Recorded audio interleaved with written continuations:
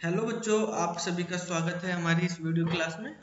चलो आज फिर हम आपके साथ डिस्कस करते हैं जावा स्क्रिप्ट के क्वेश्चन। तो हमने लास्ट वीडियो में 50 क्वेश्चन तक डिस्कस कर लिए थे। अब 51 नंबर क्वेश्चन में देखो यहाँ पे कहा है you can redirect the web page in Java script by using method. आप जावा स्क्रिप्ट में रीडायरेक्ट कैसे कर सकते हैं, एक पेज को एक लोकेशन से दूसरी लोकेशन पे कैसे भेज सकते हैं, एक यूआरएल से दूसरी यूआरएल पे कैसे भेज सकते हैं, यूआरएल से रिलेटेड इंफॉर्मेशन आप कैसे फाइंड कर सकते हैं, वो सारी के सारे क्वेश्चन जो हैं इसी क्वेश्चंस के तरह हैं। ठीक है, तो उसके लिए हम विंडो डॉट लोकेशन जो है इस मेथड का यूज करते हैं। इसके थ्रू आप यूज कर सकते हैं, फाइंड कर सकते हैं, ठीक है, असाइन कर सकते हैं दूसरे पेज का पाथ जो है। ठीक है, ये बेसिकली आप किस तरह से यूज करेंगे, इसके अलग अलग तरीके हैं, आप क्या क्या इसमें निकाल सकते हैं। जैसे आप विंडो का यूज कर रहे हैं तो विंडो के साथ आप लोकेशन लगाएंगे, और लोकेशन में मान लिया मैंने HREF लिखा। ठीक है, तो लोकेशन के साथ आप क्या क्या लिख सकते हैं वो मैं आपको बता रहा हूँ। एक आप HREF लिखेंगे अगर, तो आप जिस पेज पर हैं उस पेज से रिलेटेड जो भी है उस पेज का पूरा पाथ है आपका, ठीक है, वो पूरा का पूरा यूआरएल, मतलब एक तरह से जो यूआरएल है HRF यूआरएल में यहाँ पे इसलिए बोल रहा, पाथ में और यूआरएल में डिफरेंस है। पूरा यूआरएल में सारी चीजें, जैसे मान लिया HTTPS है, स्लैश लगा हुआ है, वेबसाइट है www.spsharmaji.com, फिर स्लैश है, कोई मान लिया वीडियोस नाम का फोल्डर है, उस फोल्डर के नाम अंदर मान लिया आपके पास टेस्ट सीरीज की वीडियोस हैं तो टेस्ट सीरीज डॉट ASPX इस तरह से है। तो ये पूरा का पूरा यूआरएल जो होगा वो डिफाइन करेगा हमारा HREF। ठीक है, अगर आपको केवल होस्ट का नाम निकालना तो आप Windows dot location dot host name लगा देंगे। विंडो डॉट लोकेशन यहाँ पे एज इट इज रहेगा, और फिर यहाँ पर आप होस्ट का नाम लिख दें। तो होस्ट नाम मतलब जो हमारी जो वेबसाइट है मेन जिस पे होस्ट है ये पर्टिकुलर पेज, उसका नाम आएगा, डोमेन का नाम आएगा। डोमेन यहाँ पे क्या है, ये हमारे पास यानी आपके पास www. ये वेबसाइट जो है इसका नाम spsharmaji.com, ये आपके पास आ जाएगा। ठीक है, अगर आप पेज का पाथ निकालना चाहते हैं तो window dot location dot path name आप कर देंगे। पाथ नेम में आपको पाथ देगा, पाथ मतलब जो होगा इस पेज का ये आगे का जाए, यानी स्लैश वीडियोस, ठीक है, slash test series dot ASPX। ठीक है, तो ये आपके पास आ जाएगा यहाँ पे पाथ नेम के थ्रू। अगर आपको प्रोटोकॉल चाहिए तो window dot location dot protocol आप कर देंगे। तो प्रोटोकॉल से आपको जैसे यहाँ पे HTTPS है तो HTTPS, HTTP है तो HTTP प्रोटोकॉल आ जाएगा। ठीक है, आपको कोई लोकेशन करनी है तो आप असाइन कर देंगे। तो असाइन जो है आपके पास लोकेशन वगैरह बता देता है, ये न्यू डॉक्यूमेंट को लोड करता है, यानी लोड इन न्यू डॉक्यूमेंट। ठीक है, तो ये हमारे पास विंडो डॉट लोकेशन के हमारी प्रॉपर्टी की तरह यूज होते हैं। HREF जो है होस्ट नेम है, पाथ नेम है, प्रोटोकॉल है, असाइन है। ठीक है, जो प्रोटोकॉल के पोर्ट भी हैं, पोर्ट भी आप कर सकते हैं पोर्ट, लेकिन आजकल जो नॉर्मल ब्राउजर आ रहे हैं वो उसको डिस्प्ले नहीं करते, वो बाय डिफॉल्ट होते हैं। जैसे HTTPS है, HTTPS के लिए 443 पोर्ट नंबर होता है, और HTTP के लिए हमारा 80 पोर्ट नंबर होता है। ठीक है, तो यहाँ पर हमारा करेक्ट आंसर जो है वो विंडो डॉट लोकेशन होगा। क्वेश्चन नंबर 52 पे आते हैं। 52 नंबर क्वेश्चन कह रहा है कि are usually variable that are use internally in the object method but can also be globally visible variable that are used through the page. ठीक है, वो आपको बताना है कौन से किस टाइप के वेरिएबल होते हैं वो। ठीक है, तो देखो ये जो क्वेश्चन है इस क्वेश्चन में आपके जो बुक में, ठीक है, बुक में इसका आंसर दिया हुआ है वेरिएबल प्रॉपर्टी। लेकिन क्यों दिया हुआ है वेरिएबल प्रॉपर्टी मुझको नहीं पता है, क्योंकि आप क्वेश्चन देखेंगे, क्वेश्चन में कह रहा है are usually variable that are used internally in the object method. आप जानते होंगे कि हमारे पास जो जावा स्क्रिप्ट है, जावा स्क्रिप्ट भी ऑब्जेक्ट ओरिएंटेड है, ऑब्जेक्ट ओरिएंटेड लैंग्वेज है। जब ये ऑब्जेक्ट ओरिएंटेड प्रोग्रामिंग लैंग्वेज के कॉन्सेप्ट फॉलो करेगी, और इसके अंदर भी इनकैप्सुलेशन होता है। ठीक है, इसके अंदर भी हमारे पास डेटा मेथड वगैरह इनको सबको हम कंबाइन कर लेते हैं एक ऑब्जेक्ट के थ्रू। ठीक है, इसके अंदर भी हमारे पास एग्रीगेशन यूज होता है। एग्रीगेशन का मतलब है एक ऑब्जेक्ट को अगर आप with in another object use करोगे तो वो एग्रीगेशन प्रॉपर्टी होगा। इसमें भी हम इनहेरिटेंस की प्रॉपर्टी यूज कर सकते हैं। ठीक है, पॉलीमॉर्फिज्म की प्रॉपर्टी यूज कर सकते हैं। तो ऐसी लैंग्वेज हमारी ऑब्जेक्ट ओरिएंटेड प्रोग्रामिंग लैंग्वेज कहलाती है। अब देखो बेसिकली ऑब्जेक्ट जो होता है, ऑब्जेक्ट के साथ दो चीजें होती हैं, एक ऑब्जेक्ट की प्रॉपर्टीज होती है और एक ऑब्जेक्ट के बिहेवियर होते हैं। ठीक है, ऑब्जेक्ट के जो बिहेवियर होते हैं उन्हीं को हम मेथड बोलते हैं, ये मेथड्स हैं, और जो ऑब्जेक्ट की प्रॉपर्टी होती है उन प्रॉपर्टी को ही हम वेरिएबल्स बोलते हैं। ठीक है, तो यहाँ पर कह रहा है ऐसे कौन से वेरिएबल हैं जो यूज होते हैं internally in the object method. अब ये वेरिएबल हम ऑब्जेक्ट के मेथड में हम यूज कर सकते हैं, लेकिन but can also be globally visible variable होते हैं that use through the page, और इनको हम पूरे पेज में यूज कर सकते हैं जो ऑब्जेक्ट के वेरिएबल है हमारे पास। तो ये बेसिकली ऑब्जेक्ट की जो प्रॉपर्टी होती है यही तो वो वेरिएबल है। तो यहाँ पे आंसर जो है करेक्ट ऑब्जेक्ट प्रॉपर्टी होना चाहिए, वेरिएबल की प्रॉपर्टी थोड़ी होगी, वेरिएबल तो खुद ही ऑब्जेक्ट प्रॉपर्टी को ही हम वेरिएबल बोलते हैं। ठीक है, तो करेक्ट आंसर इसका ऑब्जेक्ट प्रॉपर्टी होगा। क्वेश्चन नंबर 53 में कहा है आपको ट्रू फॉल्स बताना है। ये तीन स्टेटमेंट दिए गए हैं, इनमें से आपको बताना है कौन सा स्टेटमेंट ट्रू है फॉल्स है। जैसे इसमें कहा है JavaScript ignore space tabs and new lines that appear in JavaScript program. ठीक है, तो क्या जावा स्क्रिप्ट जो है ये स्पेस टैब वगैरह को जो है डिस्कार्ड कर देता है, ठीक है, इसको इग्नोर कर देता है। तो ये बिल्कुल सही है। अगर मान लिया आपने एक लाइन लिखी हुई है डॉक्यूमेंट डॉट राइट लिखा हुआ है और इसके अंदर आपने यहाँ पे हेलो लिख दिया है, और फिर आप यहाँ पे कितना सारा स्पेस देके नीचे लिखते हैं डॉक्यूमेंट डॉट राइट, और इसके अंदर भी आप मान लिया लिख देते हैं JS जावा स्क्रिप्ट। ठीक है, तो क्या होगा, ये हेलो JS ही आएगा, आपका एक ही साथ आएगा, यहाँ पे कोई ये नहीं कि स्पेस भी आएगा, आपने ये लिखा तो ये इग्नोर कर देता है, तो ये सही है। सेमीकोलन जो है आपके लिए नेसेसरी नहीं है, ऑप्शनल है, आप इसके बाद सेमीकोलन लगा भी सकते हैं, नहीं भी लगा सकते हैं। जावा स्क्रिप्ट जो है केस सेंसिटिव लैंग्वेज जो होती है, तो केस सेंसिटिव होती है। आप डॉक्यूमेंट का जो डी स्मॉल है तो स्मॉल में ही आपको लिखना, कैपिटल लिखेंगे तो कैपिटल में नहीं चलेगा। तो केस सेंसिटिव तो होती है और इग्नोर भी कर देती है, लेकिन सेमीकोलन नेसेसरी नहीं है, ये ऑप्शनल है। तो सेकंड वाला आपका गलत है, बाकी दोनों आपके सही है। ठीक है, तो ए ऑप्शन आपका यहाँ पे करेक्ट हो जाएगा।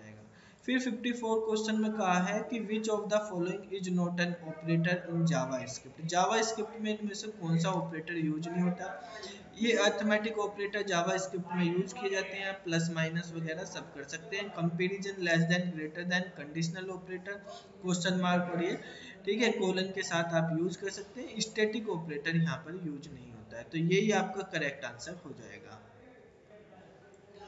55 नंबर क्वेश्चन है, देखो इसमें आपको बताना है जावा स्क्रिप्ट में जो हम फॉर लूप लगाते हैं तो इस फॉर लूप में क्या क्या इंपॉर्टेंट पार्ट होते हैं। तो फॉर लूप में सबसे पहला पार्ट होता है इनिशियलाइजेशन करते हैं, फिर कंडीशन चेक करते हैं, और उसके बाद जो होता है हम अपडेशन करते हैं। तो पहला दे रहा है the loop initialization to start value. पहले हम लूप को इनिशियलाइज करते हैं, वैल्यू कहाँ से स्टार्ट करनी है उसके लिए। जब लूप इनिशियलाइजेशन होता है फिर हम टेस्ट करते हैं स्टेटमेंट को, to test if the given condition is true और नॉट।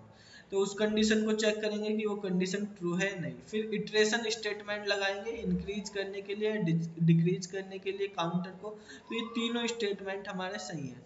इसके बाद कह रहा है दी एंड स्टेटमेंट लगाएंगे लूप को फॉल्स करने के लिए, फिनिश करने के लिए, लेकिन जो एंड स्टेटमेंट है वो लूप को फिनिश करने के लिए यहाँ पे यूज नहीं करा जाता। ठीक है, तो ये हमारा ऑप्शन गलत है, यहाँ पे कर्ली ब्रेसेस से ही हम फिनिश करते हैं। ठीक है, तो ऑप्शन जो है हमारे पास सही हो जाएगा पहले वाला इसमें, यानी ये तीन स्टेटमेंट जो है ये करेक्ट है, इनके थ्रू हम करेंगे यहाँ पर।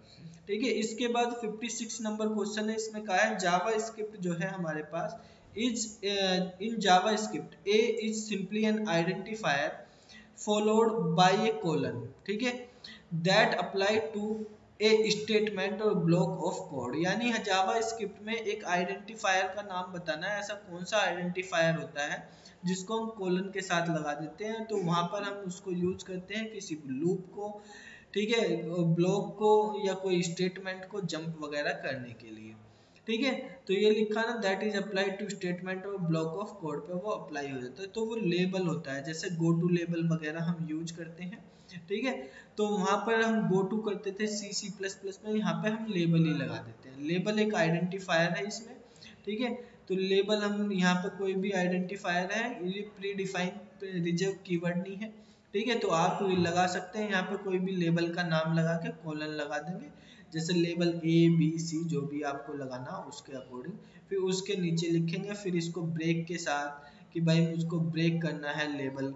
ठीक है, यहाँ लेबल की जगह आप कुछ भी लिख सकते हैं, ये नहीं कि आपको लेबल ही लिखना है। ठीक है, लेबल बना रहे हैं, आपको जो भी लेबल का नाम देना है आप वो नाम देके इससे यहाँ पे ब्रेक करके इसकी इस लेवल पे पहुंच जाए। आप कंटिन्यू कराना चाहते हैं उस लेवल पे तो उस लेवल पे पहुंच जाएगा कंटिन्यू होके भी, तो लेवल आपका करेक्ट आंसर हो जाएगा। 57 नंबर क्वेश्चन में कहा है match the following JavaScript function. In JavaScript function के डिस्क्रिप्शन बताने हैं कि ऑन ब्लूर फंक्शन है वो क्या करता है। ऑन ब्लूर फंक्शन बेसिकली क्या होता है, जब भी हम किसी एलिमेंट से किसी भी ऑब्जेक्ट से, ठीक है, उससे फोकस को लॉस करते हैं कि मैंने किसी टेक्स्ट बॉक्स पे क्लिक किया हुआ है, वहां से क्लिक हटा रहा, बटन पे माउस है, माउस वहां से हटा रहा हूँ, तो वे सब क्या है कि यानी जब भी हम किसी एलिमेंट से फोकस को लॉस करते हैं, हटाते हैं उससे फोकस, तो ऑन ब्लू जो है वो कॉल होता है। तो ऑन ब्लू जो है script run when the element lost focus, ये वाला आंसर इसका सही हो जाएगा। ऑन माउस अप की जब बात करते हैं तो जब हम माउस पे क्लिक दबा के रखते हैं, जैसे कोई बटन है उस पर क्लिक दबा के रखो, जैसे क्लिक छोड़ा तो वो ऑन माउस हो गया, यानी जब हम क्लिक को रिलीज करते हैं। ठीक है, तो यहाँ पे आ गया हमारा script run when mouse button is release, तो ये वाला ऑप्शन इसका सही हो जाएगा। ऑन चेंज का मतलब जब भी एलिमेंट चेंज होगा उसकी वैल्यू हमारी चेंज होगी, तो स्क्रिप्ट रन होगी जब एलिमेंट चेंज होगा, और जब उसको रीसेट करेंगे तो ये वाला ऑप्शन हमारा सही हो जाएगा। रीसेट करने पे हमारे पास स्क्रिप्ट रन होगी व्हेन फॉर्म इज रीसेट। ठीक है, यहाँ पे ये रीसेट है, तो ये हमारे पास देखो ऑप्शन पहले वाले का सी जो है, पहले का सी इसमें दिया हुआ है, सी ऑप्शन में, यहीं से आपको पता चल जाएगा इसी का है, तो यही करेक्ट आंसर हो जाएगा। 58 नंबर क्वेश्चन में कहा what are the variable used for in JavaScript program. JavaScript का जो वेरिएबल होते हैं जावास्क्रिप्ट में, वो क्या क्या चीज स्टोर कर सकते हैं ये आपको इसमें बताना है। तो आपको नंबर करना है, टेक्स्ट करना है, स्ट्रिंग वगैरह, डेट करनी है, या कोई अदर वैल्यू इस तरह की ये स्टोर कर लेते हैं। कोई रैंडमली वेरी नहीं करते, ये कोई हाई स्कूल अलजेब्रा वगैरह कुछ नहीं है, ए वाला ऑप्शन करेक्ट है। 59 में कहा है जावा स्क्रिप्ट स्टेटमेंट जो है हम HTML पेज में एम्बेडेड कर सकते हैं, जिससे वो यूजर के इवेंट का रेस्पॉन्स देता है, जैसे यूजर माउस का क्लिक करता है या कोई फॉर्म में डेटा को इनपुट करता है या पेज पे नेविगेशन करता है, तो वो सबका रेस्पॉन्स देता है। तो ये किस साइड पे होते हैं, क्लाइंट साइड पे, सर्वर साइड पे, local native. Local native side नहीं है, क्लाइंट या सर्वर साइड की बात होती है, तो यहाँ पे JavaScript client side scripting language है, तो क्लाइंट साइड इसका आंसर हो जाएगा। 60 नंबर क्वेश्चन में कहा है what should appear at the very end of your Java script. जैसे आपने स्क्रिप्ट टैग लगाया, यहाँ पे ये स्पेस है, स्क्रिप्ट के बाद लैंग्वेज है, एक साथ नहीं आएगा, स्पेस आएगा, स्क्रिप्ट लैंग्वेज जावा स्क्रिप्ट देखिए। ये लैंग्वेज जो है बेसिकली वर्जन डिफाइन करने के लिए होती है, कौन सा वर्जन है जावा स्क्रिप्ट का यूज करा, लेकिन आजकल इसको जो है नेगलेक्ट कर दिया गया है, इसको हटा दिया गया है, डेप्रिसिएटेड हो गया है ये एट्रीब्यूट स्क्रिप्ट टैग का। इसके बाद लैंग्वेज के बाद दूसरा टैग आया था टाइप वाला एट्रीब्यूट, मतलब स्क्रिप्ट का एट्रीब्यूट टाइप था जिसमें हम लिखते थे टेक्स्ट और जावा स्क्रिप्ट हम लिखते थे, लेकिन अब जो HTML5 आ रहे हैं तो उनके साथ एम्बेडेड करते हुए ये डेप्रिसिएटेड कर दिए, ना तो आपको लैंग्वेज लिखने की जरूरत है ना ही टेक्स्ट टाइप लिखने की जरूरत है। तो ये बाय डिफॉल्ट जो होते हैं वो हमारा ब्राउजर वो अंडरस्टूड होते हैं कि डिफॉल्ट टाइप जावा स्क्रिप्ट ही है उसका, क्योंकि मोस्ट ऑफ ब्राउजर आजकल जो है जावा स्क्रिप्ट को फॉलो करते हैं। तो आपने स्क्रिप्ट लिख दिया तो वो बता देता है कि वो जावा स्क्रिप्ट पे ही होगा, उसको ही सर्च करेगा। और जैसे ही हम स्क्रिप्ट टैग को स्टार्ट करेंगे तो सबसे बाद में जब इसको बंद करेंगे, यहाँ पे जो भी स्क्रिप्टिंग के स्टेटमेंट होंगे वो स्क्रिप्टिंग के स्टेटमेंट लिखने के बाद आप इसको बंद कर देंगे। और क्लोज जो होता है टैग, जो आपको पता ही होगा, स्क्रिप्ट टैग जब हम क्लोज करेंगे तो स्क्रिप्ट में स्लैश लगा देंगे, इस तरह से हो जाएगा। तो ऑप्शन आपका ए यहाँ पे करेक्ट हो जाएगा। देखो क्वेश्चन नंबर 61 में कहा है दो तरीके दिए हुए हैं, एक वेरिएबल को डिक्लेयर करा है ARR नाम का वेरिएबल है, क्वालिटी पॉइंट उसमें लिखा है। एक दूसरा वेरिएबल ARR1 करा है, उसमें न्यू स्ट्रिंग लिखा है, वहां पर भी क्वालिटी पॉइंट लिखा है। बेसिकली ये दोनों तरीके स्ट्रिंग को डिक्लेरेशन करने के होते हैं, दोनों ही स्टेटमेंट सही है कि आप स्ट्रिंग को जावा स्क्रिप्ट में कैसे भी डिक्लेयर कर सकते हो, आइदर 1 और 2, दोनों तरीके सही है। लेकिन अगर मैं टाइप ऑफ निकालूंगा, मैं प्रिंट करता हूँ टाइप ऑफ, ठीक है, मैंने यहाँ पे टाइप ऑफ करा AARR का, तो ये जो आपको टाइप देगा स्ट्रिंग देगा। ठीक है, ये स्ट्रिंग का टाइप है, लेकिन ARR1 का जो टाइप होगा, ARR1 का अगर मैं टाइप करूंगा तो ये एक ऑब्जेक्ट का टाइप है। यहाँ पर आपको एक ऑब्जेक्ट बन रहा है, न्यू कीवर्ड से ऑब्जेक्ट बनता है। स्ट्रिंग आप ऐसे बना सकते हैं, ऐसे बना सकते हैं। ठीक है, तो दोनों तरीके हैं स्ट्रिंग को डिक्लेयर करने के। यहाँ पर जावास्क्रिप्ट में आप जो है इस वाले को फॉलो करेंगे तो आपका फास्ट वर्किंग करेगा। अगर इस तरीके से करेंगे तो ऑब्जेक्ट को क्रिएशन करने में जो टाइम लग रहा है, ठीक है, मेमोरी भी लग रही है, तो उसमें आपको ज़्यादा टाइम लगेगा। तो यहाँ पर जब आप यूज करने हैं तो ये बेसिकली आपके लिटरल के थ्रू कर रहा है या ऑब्जेक्ट के थ्रू कर रहा है, दोनों स्ट्रिंग के डिक्लेरेशन के मेथड है। क्वेश्चन नंबर 62 है, इसमें कहा है which of the following is not a valid JavaScript variable. इनमें से कौन सा वैलिड नहीं है जावास्क्रिप्ट का वेरिएबल। तो आपको देख रहे हैं शुरू में टू लिखा हुआ है, जो नाम है हमारा, ठीक है, जावास्क्रिप्ट के अंदर जो नाम होगा वेरिएबल का वो या तो अंडरस्कोर से शुरू हो सकता है या अल्फाबेट से शुरू हो सकता है। न्यूमेरिकल वैल्यू बीच में या बाद में आ सकती है, स्टार्टिंग में नहीं आ सकती। ये आपका गलत है, तो ये सही आंसर हो जाएगा। ये बाकी सब सही है यहाँ पर। ठीक है, क्वेश्चन नंबर 63 की जब हम बात करते हैं तो 63 क्वेश्चन में देखो आपको कहा गया है यहाँ पर कि tag is an extension to HTML that can enclose any number of JavaScript statement. JavaScript के स्टेटमेंट आपको रखने हैं HTML पेज के अंदर, तो आप कौन से टैग के अंदर लिखोगे, तो आप स्क्रिप्ट टैग के अंदर लिखोगे। स्क्रिप्ट टैग में यहाँ पे आपने जावास्क्रिप्ट के स्टेटमेंट लिख के फिर आप स्क्रिप्ट टैग को बंद कर दोगे। आप इसको हेड में लिखो, बॉडी में लिखो, कोई फर्क नहीं, आप दोनों जगह यूज कर सकते हैं। हेड में लिखोगे तो बॉडी के लोड होने से पहले वो लोड होगा। बॉडी में आप कहाँ पे लिख रहे हो उस पर डिपेंड करेगा, आप बाद में लिख रहे हो, नीचे लिख रहे हो, बीच में, ऊपर, कहीं पे भी बॉडी पे आप यूज कर सकते हो। तो स्क्रिप्ट टैग के थ्रू इसका यूज होता है। क्वेश्चन नंबर 64 देखते हैं, इसमें कहा है which of the following attribute can hold the JavaScript version. JavaScript का वर्जन जैसे अभी हमने बात करी थी, ठीक है, तो लैंग्वेज के थ्रू आप लिखते हैं। स्क्रिप्ट के अंदर आप यहाँ पे लैंग्वेज एट्रीब्यूट लगाएंगे, तो ये अभी डेप्रिसिएटेड हो गया है, ठीक है, तो लैंग्वेज लगा के आप यहाँ पे लिख सकते हैं जावास्क्रिप्ट, ठीक है, या जो भी आप वर्जन यूज कर रहे हैं उसके अकॉर्डिंग यहाँ पे आपकी वैल्यू आ जाएगी। ठीक है, जो एट्रीब्यूट की वैल्यू है, तो करेक्ट आंसर लैंग्वेज हो जाएगा। जावा स्क्रिप्ट में सही सिंटेक्स क्या है हेलो वर्ल्ड को प्रिंट कराने के लिए, तो डॉक्यूमेंट डॉट राइट के अंदर आप करते हैं। ठीक है, प्रिंट एलन जो होता है system dot out print ln जो जावा में होता है, खाली इस तरह से नहीं होता है। रेस्पॉन्स डॉट राइट जो है आप ASP में यूज करते हैं, तो करेक्ट आंसर आपका डॉक्यूमेंट डॉट राइट हो जाएगा। क्वेश्चन नंबर 66 है, इसमें कहा है which of the following way can be use to indicate the language attribute. Language attribute आप कैसे लिखते हैं, तो देखो इसने लैंग्वेज लिख लिया, लैंग्वेज डायरेक्ट ही है, एट्रीब्यूट है, ठीक है, कोई टैग नहीं है, तो ये तो गलत हो गया, इसने टैग तो स्क्रिप्ट तो लिखा ही नहीं यहाँ पर। ठीक है, दूसरे वाले में इसने लिखा है यहाँ पर script language equal to JavaScript लिख देंगे। ठीक है, तो तीसरे वाले में कहा है स्क्रिप्ट लैंग्वेज जावा स्क्रिप्ट, जो भी आप वर्जन लिख रहे हैं वो लिख के इसको बंद करके यहाँ पे जावास्क्रिप्ट के स्टेटमेंट लिखेंगे, फिर स्क्रिप्ट को बंद करेंगे, तो ये बिल्कुल सही है। इसमें स्क्रिप्ट को बंद नहीं किया हुआ, तो इस वाले को हम प्रेफर करेंगे। ये स्टार्टिंग वाले का तो सही है, लेकिन इसने कंप्लीट करके दिया है, तो इस वाले को हम प्रेफर करेंगे। यहाँ पे इसमें आप देखो यहाँ पर जो है एक्सप्लेनेशन का साइन लगा दिया है, तो ये वाला हमारा गलत हो जाएगा, सी वाला आंसर ही सही होगा। क्वेश्चन नंबर 67 है, इसमें कहा है कमेंट दिए हुए हैं। जावा स्क्रिप्ट में दो तरीके से कमेंट आप यूज कर सकते हैं। ये सिंगल लाइन कमेंट है, ठीक है, सिंगल लाइन जैसे हम सी में करते हैं, और मल्टी लाइन के लिए यहाँ पे स्लैश स्टार लगा के फिर आगे आप स्टेटमेंट लिखेंगे और यहाँ पे स्लैश स्टार लगा देंगे। तो ये तीसरे वाला आंसर सही है। यहाँ पे डबल लाइन और ये डबल ये वाला जो है ये हमारा गलत है। ठीक है, इस तरह से भी नहीं हम कर सकते और ऐसे भी नहीं। ये स्लैश जो होते हैं इस तरह से लगाते हैं हम, ना कि इस तरह से लगाते हैं, तो ओनली 3 वाला करेक्ट आंसर हो जाएगा। क्वेश्चन नंबर 68 में कहा है which of the correct way to write JavaScript, ठीक है, एरे। जावा स्क्रिप्ट में एरे लिखने का करेक्ट तरीका कौन सा है इसमें, तो देखो यहाँ पर हमारे पास var न्यू एरे दिया हुआ है। इस तरह तो हम जेसन में लिखते हैं, इसकी आईडी और की वैल्यू पेयर बनाते हैं, तो ये तो गलत है। यहाँ पे न्यू एरे में कोई ब्रैकेट वगैरह नहीं दिया, ये भी गलत है। ये हमारे पास तीसरा तरीका है यहाँ पर, ठीक है, जावा स्क्रिप्ट के अंदर एरे लिखने का। ये 3 नंबर यहाँ अलग है, ये सी के लिए ही है, तो वह txt न्यू एरे आप लिखेंगे और यहाँ पे टिम किम जिम इस तरह से आप बना के लिख सकते हैं। ये ऑब्जेक्ट बना रहा है, न्यू लिखा हुआ है, तो ये करेक्ट तरीका है। वह न्यू एरे इस तरह से हम नहीं लिखेंगे।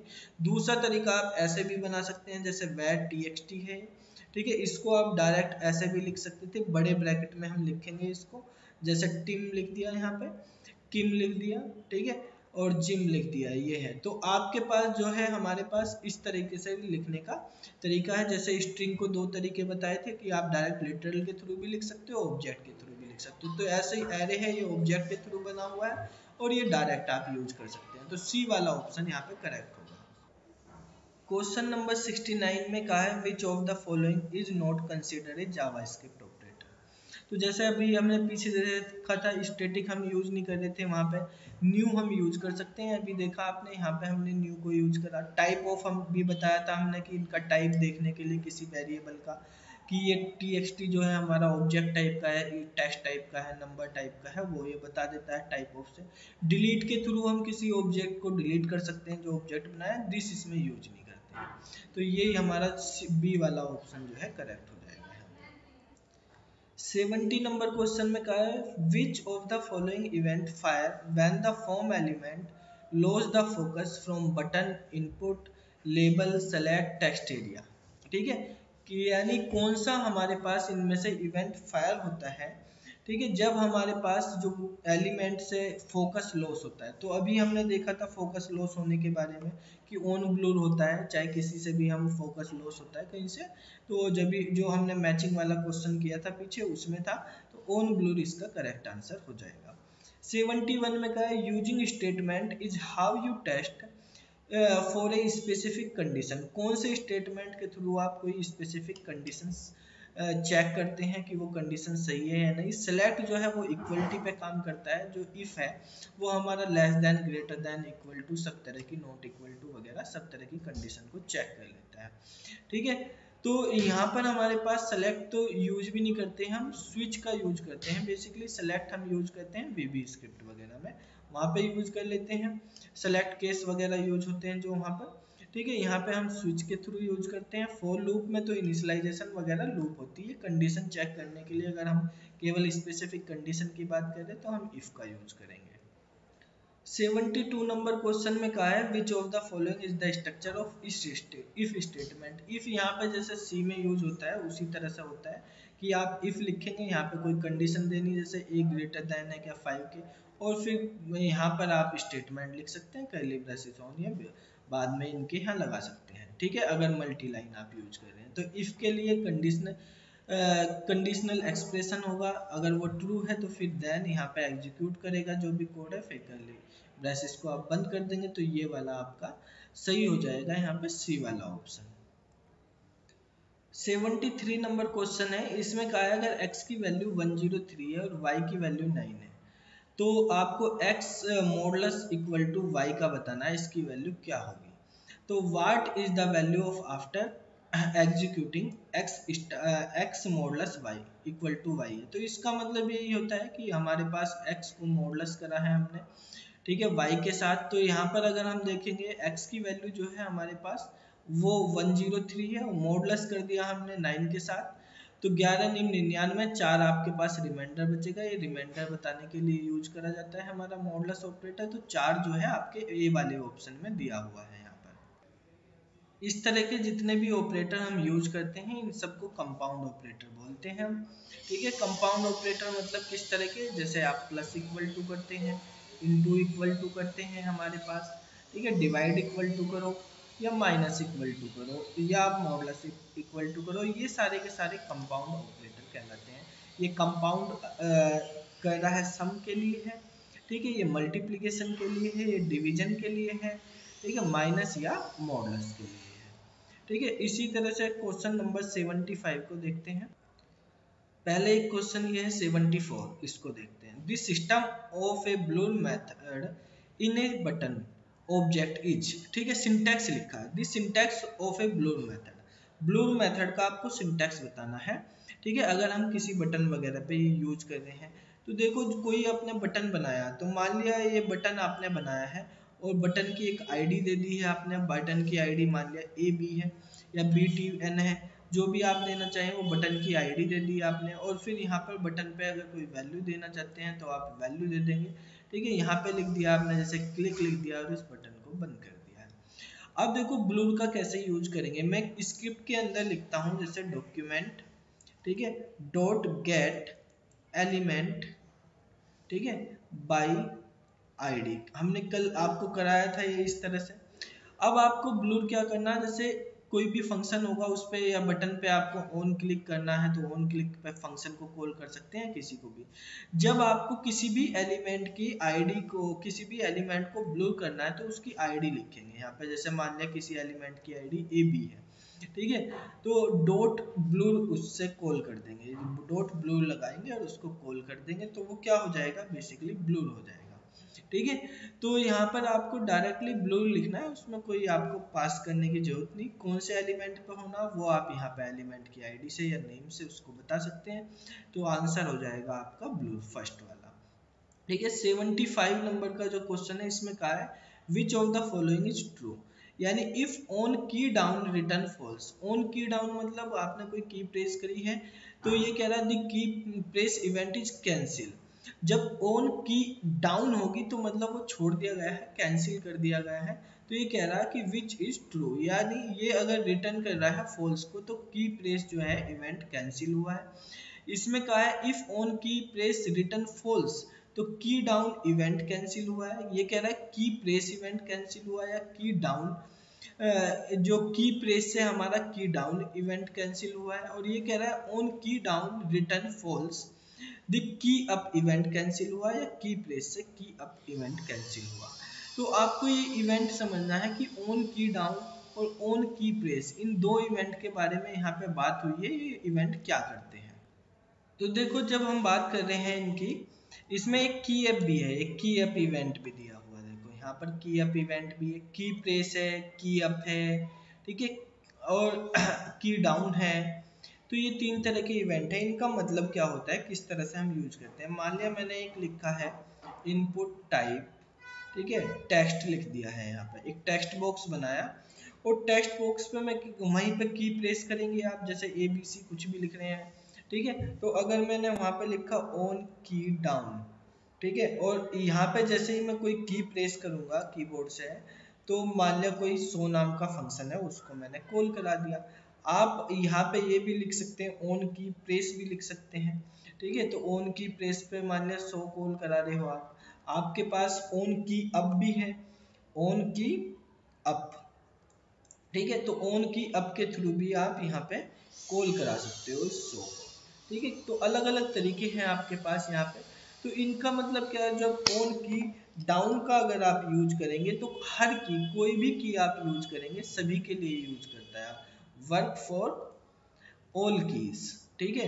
ये जो ऑन की प्रेस है, ऑन की प्रेस जो है ये इस तरह की होती है, जैसे हमारे पास ऑल्ट है, कंट्रोल है, शिफ्ट है, इन पे वर्क नहीं करेगा एटसेट्रा, ठीक है, बाकी पे वो वर्क करेगा। ऑन की जब अप यूज करते हैं तो जब हम की को रिलीज करते हैं, प्रेस करके रखा हुआ तब नहीं काम करेगा, जैसे रिलीज करेंगे तो ऑन रिलीजिंग, ठीक है, एक की जब उसको रिलीज करने हैं की को तब ये वर्क करता है। तो यहाँ पर हमारे पास इसने कहा है कि जो की प्रेस का इवेंट जब कैंसिल होता है तो हमारे पास ऑन की डाउन जो है वो हमेशा ट्रू हमें देगा। वैसे जब हम कैंसिल, जब प्रेस करेंगे तो वो ट्रू देगा और जब कैंसिल करेंगे तो वो फॉल्स रिटर्न करेगा। तो यहाँ पर जो आंसर हो जाएगा ये फर्स्ट वाला हो जाएगा, on key down return false the key press event is cancel. जैसे ही हमारे पास की प्रेस का इवेंट कैंसिल होगा तो ऑन की डाउन जो है वो हमें फॉल्स करेगा, क्योंकि ये किसी भी की के लिए वर्क करता है ऑन की डाउन। तो हम इस वाले ऑप्शन को यहाँ पर लगाएंगे, ए वाला ऑप्शन करेक्ट हो जाएगा। बाकी क्वेश्चन जो है 76 से आगे के क्वेश्चन जो है वो हम नेक्स्ट वीडियो में आपके साथ डिस्कस करेंगे। फिर मिलेंगे तो नेक्स्ट वीडियो में, तब तक के लिए बाय बाय।